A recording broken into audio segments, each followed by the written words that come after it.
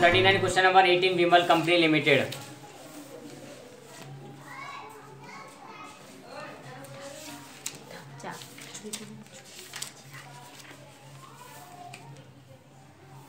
Okay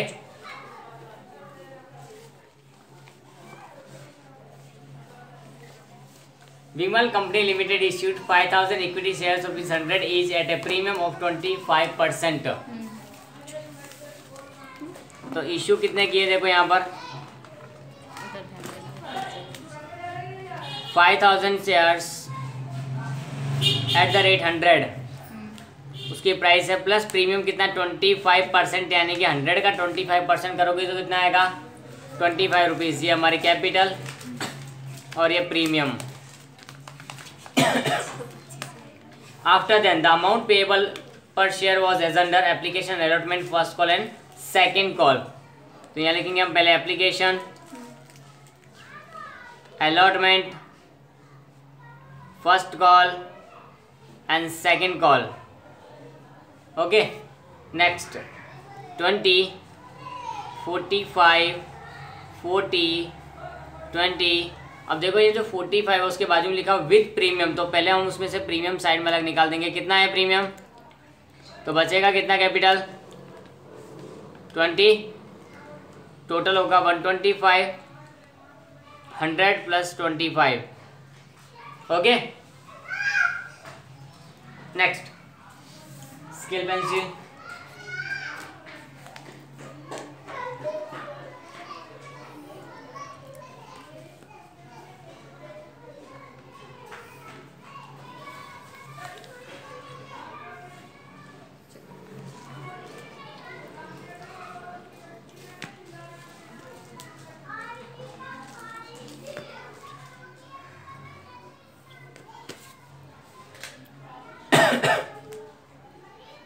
application and allotment, pro rata allotment has been shown here.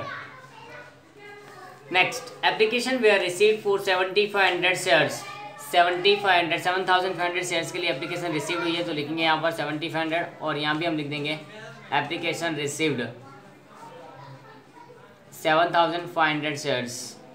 Okay and pro rata allotment was made to the applicants of 5000 shares.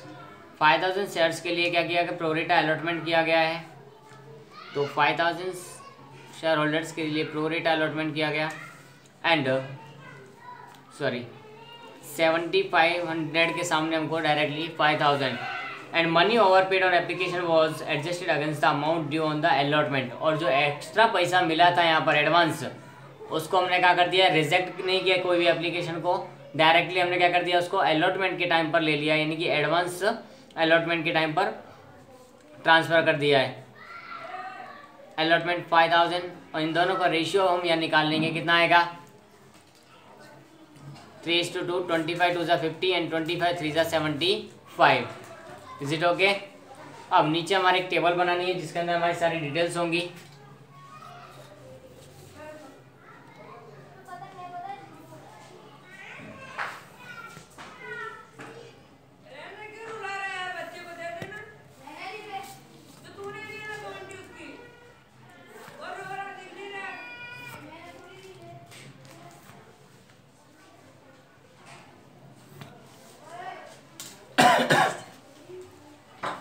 चलो statement draw करेंगे यहाँ पर, particulars, application, allotment, first call and second call.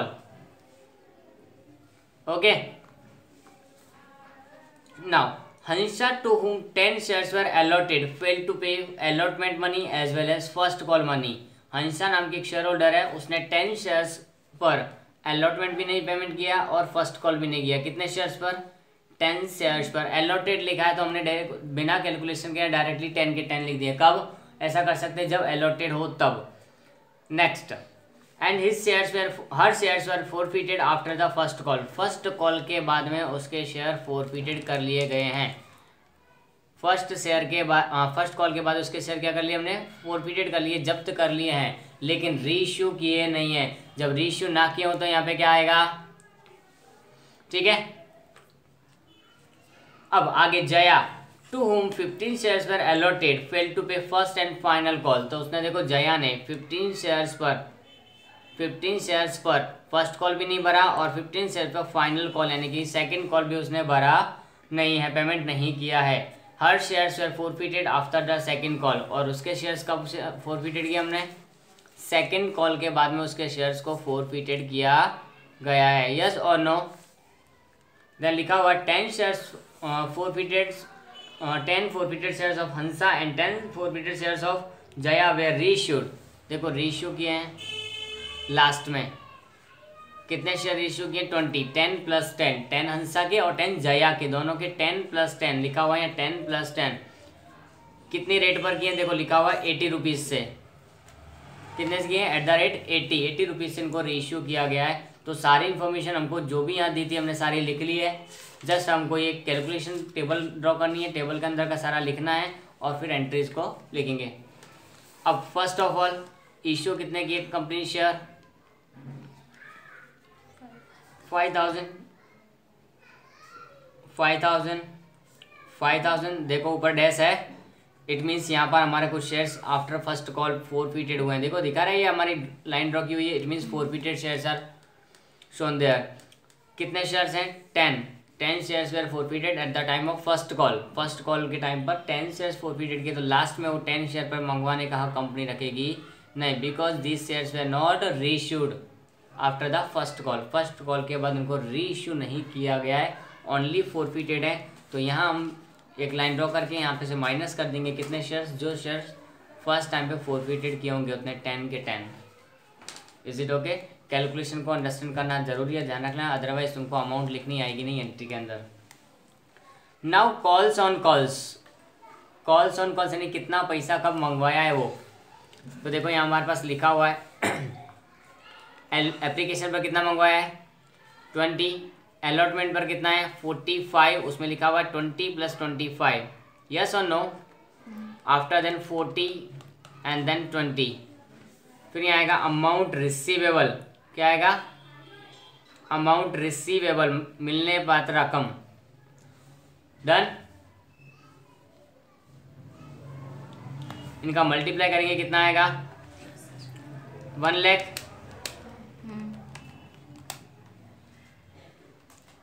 इसका करेंगे 2,25,000,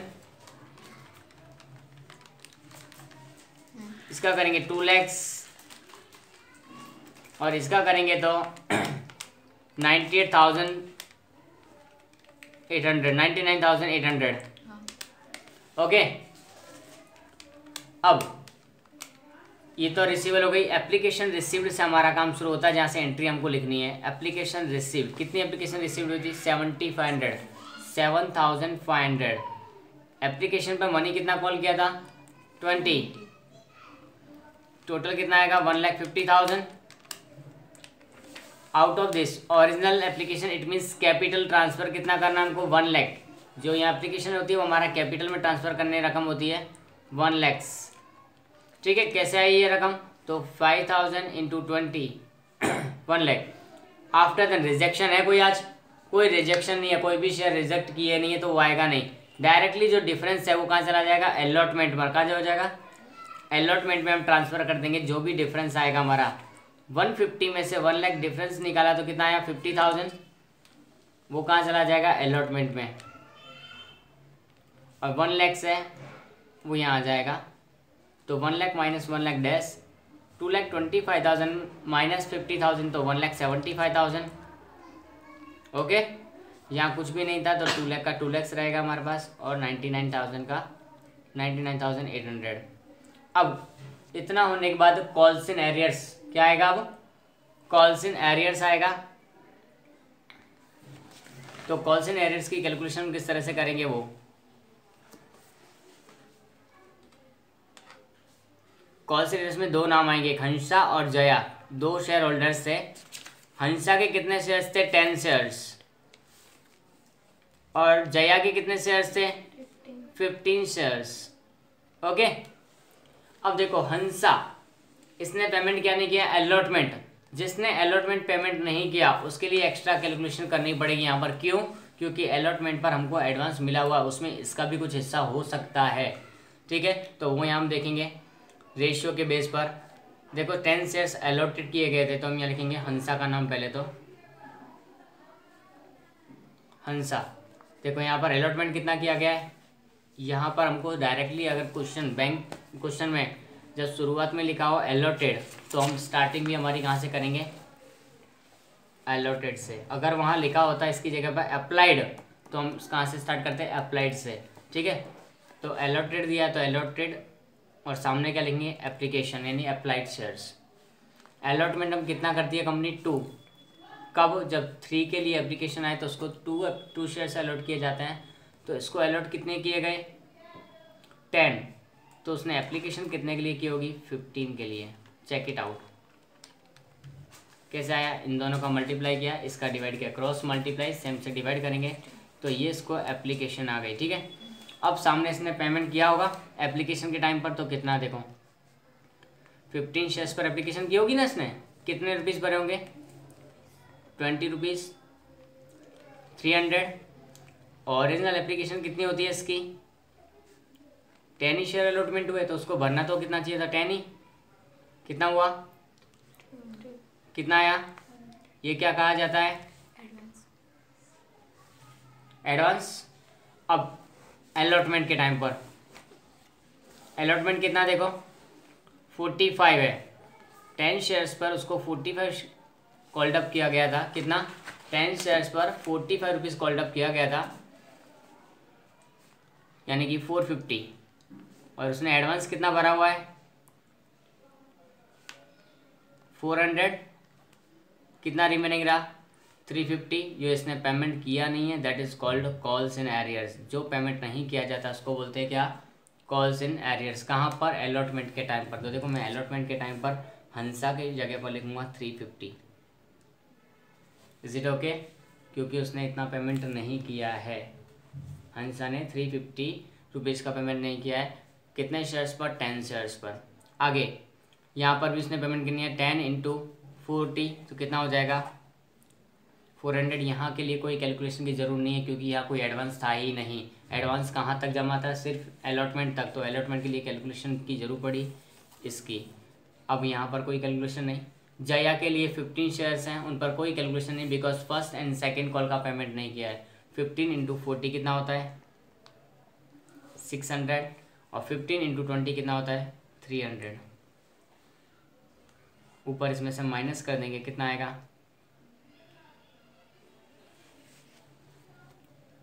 1,99,000।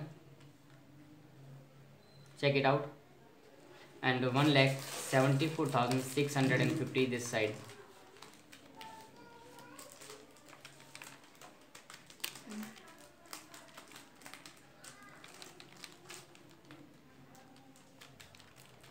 Is it okay, धीमी गति से समझा रही है, कटवा के चलते। Next, now entries.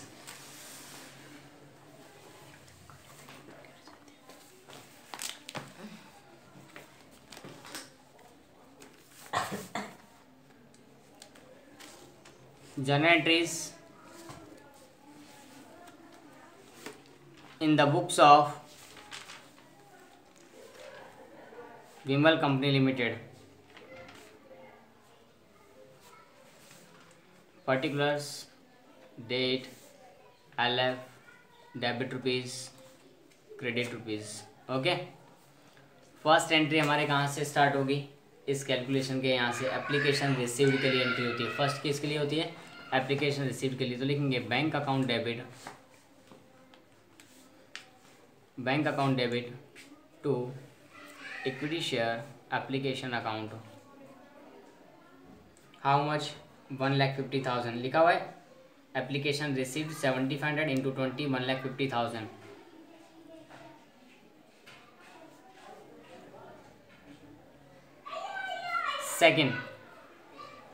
Second entry में हमको ट्रांसफर करनी है अमाउंट दो जगह पर। Equity share application account debit to what, to equity share capital account. Capital में, और दूसरा बाकी का अमाउंट का वो कहाँ जाएगा, अलॉटमेंट के टाइम पर ट्रांसफ़र करना है। तो equity share allotment account 1,50,000 application की अमाउंट है, 1 लाख कैपिटल में ट्रांसफ़र करना है, एंड बाकी का remaining 50,000 will be transfer to the allotment. Okay, now third entry. Third entry किसके लिए होगी, अलॉटमेंट के लिए। Equity share allotment account debit, allotment की मनी कॉल्ड अप की जाती है, इसके लिए allotment account debit to equity share capital account. If premium is there, premium अगर वहाँ है, to security premium account because premium is given there, yes और no. So 2,25,000 total amount receive, number of shares 5,000 into capital कितनी है 20 rupees, 5,000 into 25, 1 lakh and 1,25,000। Fourth entry, payment receive करना है इसका उनको अलॉटमेंट का, तो वहाँ यहाँ से पता चलेगा पूरा। लास्ट में जो मिलता है उसको हम क्या बोलते हैं, बैंक का। क्या मिल होगा, bank account debit, bank account debit, calls and arrears हो इस साइड में यहाँ, तो उसको लिखना है calls and arrears account debit.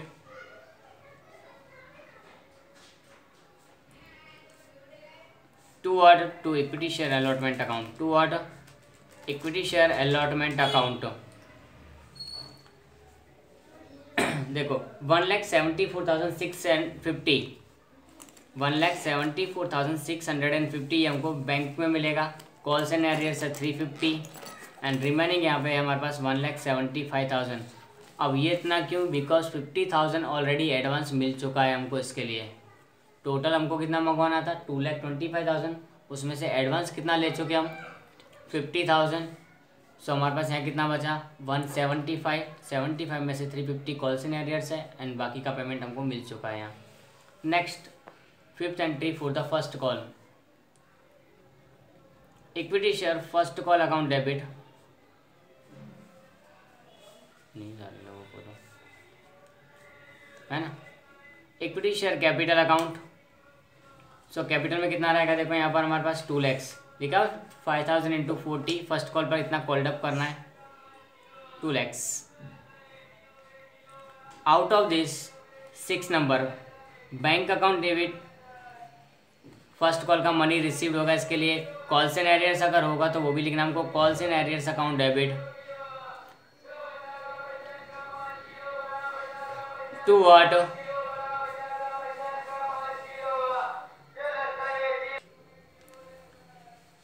Okay, calls and arrears account debit to equity share first call account.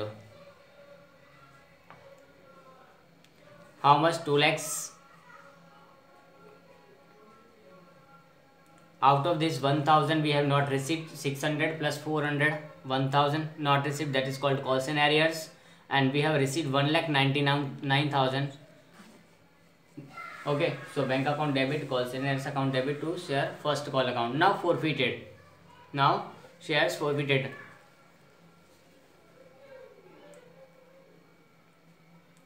So forfeiture की एंट्री होगी हमारे पास 7 नंबर,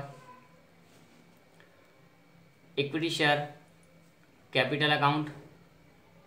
इफ प्रीमियम की अमाउंट पेमेंट नहीं किया, देखो राइट का टिक दिख रहा है, ये हमारा पेमेंट नहीं किया है अलॉटमेंट के टाइम पर, किसने, हंसा ने, तो यहाँ हम लिखेंगे हम सिक्योरिटी प्रीमियम अकाउंट डेबिट। अगर प्रीमियम की अमाउंट नहीं मिलती है तभी एंट्री डेबिट की जाती है। To what, to share forfeited account, जब्ती खाते का, to share forfeited account. Next हमारे पास पेमेंट किस किस का नहीं किया, अलॉटमेंट का, किसका, अलॉटमेंट, टू शेयर अलॉटमेंट, और उसके बाद में कुछ और भी पेमेंट नहीं किया, किसका, टू कॉल फर्स्ट कॉल, तो to share first call account. ये दो हमको यहाँ पर पेमेंट नहीं हुए हैं। कितने शेयर्स फॉरफिटेड किए हमने, 10, और यहाँ पर हम कैपिटल में कितने लिखते हैं, ओनली कॉल्ड अप कैपिटल, जितनी रकम मंगवाई है, तो यहाँ तक कितनी मंगवाई, देखो 20, 20, 40, 40, 40, 80 रुपीज़ ही कॉल्ड अप है ओनली, कितना ₹80 ही मंगवाए हैं अभी तक, फर्स्ट कॉल तक, तो ₹80 हम यहाँ लिखेंगे। 800। प्रीमियम कितना था? 25 का। कितना था प्रीमियम? 25 लिखा हुआ प्रीमियम, तो प्रीमियम यहाँ लिखेंगे 250। नाउ अलॉटमेंट, अलॉटमेंट के टाइम पर कितना आएगा? देखो लिखा हुआ 350, उसने पेमेंट नहीं किया। फर्स्ट कॉल पर कितना पेमेंट नहीं किया? 400। तो डिफरेंस जो आएगा वो यहाँ आएगा 1050 minus 750, so 300 amount paid by Hansa. Okay 300। Now next forfeiture हो गया, बट रीइश्यू किया हुआ नहीं है, ध्यान रखना हमको। तो नेक्स्ट एंट्री पहले फाइनल कॉल के लिए, सेकंड कॉल के लिए लिखेंगे equity share second call account debit. Second call हम कॉल अप कर रहे हैं इसके लिए to what? To equity share capital account. How much? We can see here 99,800। How much? 99,800। How? I am telling you, total shares were 5,000. Out of this 10 shares were forfeited of हंसा। हंसा के 10 shares से forfeited कर लिए, बचे कितने? 4990। Okay and इस पर called up किया गया 20 रुपीज़ पर शेयर, तो 4990 into 20 you will get 99800। 9 number payment अब रिसीव होगा। Bank account debit, calls and arrears account debit,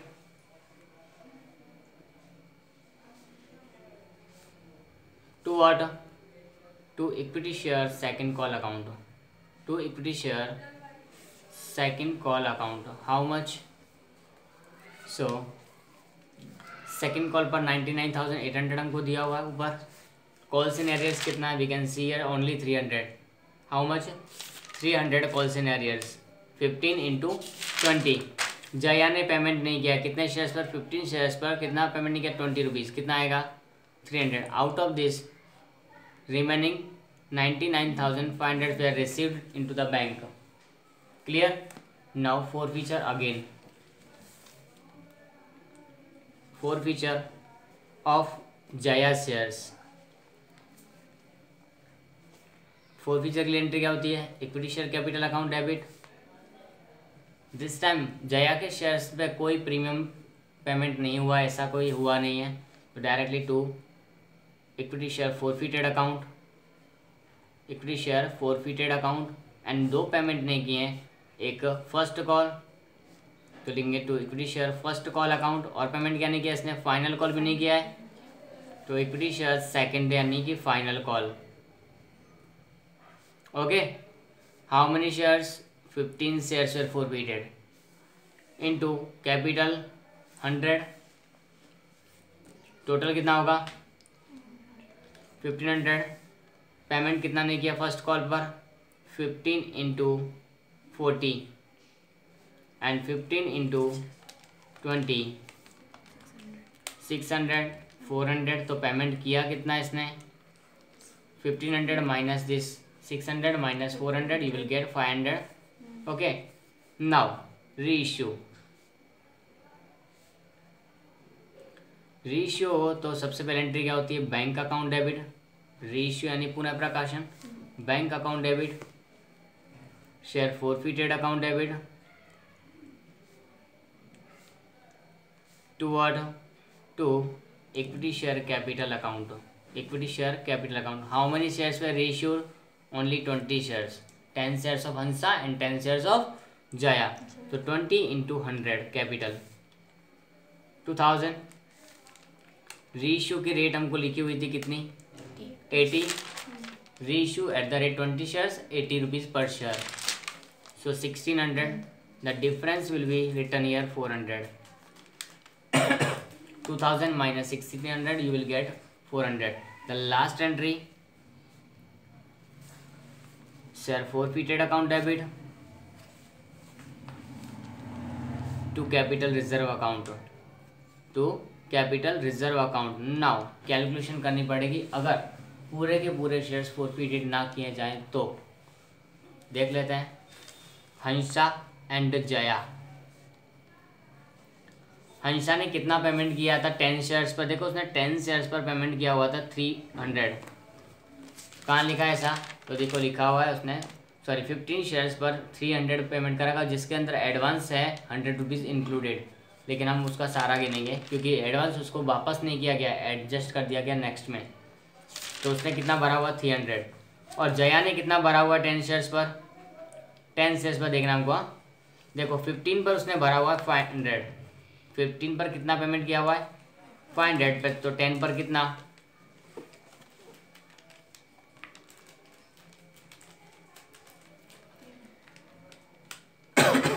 देखो सिंपली यहाँ से देख लेते हैं। जया ने क्या पेमेंट नहीं किया? देखो ये 2 पेमेंट नहीं किए ना, तो बाकी का पेमेंट तो उसने किया है कितना? 20 + 20, यानी कि 40 रुपीज़ उसने पेमेंट किया है। Sorry my mistake. 150 × 2 300 आता है यहाँ, और यहाँ आएगा हमारे पास 600। 150 × 20 he will get here 300 and 6 and 3 यहाँ 600 आएगा। तो अब यहाँ हम इजीली कर सकते हैं कैलकुलेशन। 15 पर 600 भरा तो 10 पर कितना आएगा? 400। तो टोटल इनका फोरफीचर कितना होता है? 700। 300 + 400 कितना होता है? 700। आउट ऑफ दिस फोरफीटेड रीइश्यू के टाइम पर कितना है? 400। तो उसको हम माइनस करेंगे, डिफरेंस कितना आएगा? और ये हमका जाएगा कैपिटल रिजर्व में। कहाँ जाएगा ये हमारा? कहाँ से आया ये? तो ये कैलकुलेशन करनी पड़ी। हंसा ने पेमेंट किया हुआ था 10 शेयर पर 300 का विद एडवांस के साथ। जया ने 15 पर 600 पेमेंट किया, तो 10 पर हाउ मच? तो 10 पर होता है 400। 400 + 300 टोटल होता है 700 इनकी ओरिजिनल फोरफीचर। उसमें से 400 हमारा रीइश्यू के टाइम का फोरफीचर है, वो माइनस करेंगे। Original forfeiture 420 shares, 420 shares. Okay, फिर फोरफीचर एट रीइश्यू के टाइम पर फोरफीचर कितना हुआ हमारा? 400, that is given here. Minus करेंगे, डिफरेंस आएगा, ये कहाँ जाएगा? कैपिटल रिजर्व में जाएगा। तो ये कैपिटल रिजर्व में लिख दिया हमने, देखो लिखा हुआ है। तो इस तरह से अपना क्वेश्चन पूरा हो जाएगा।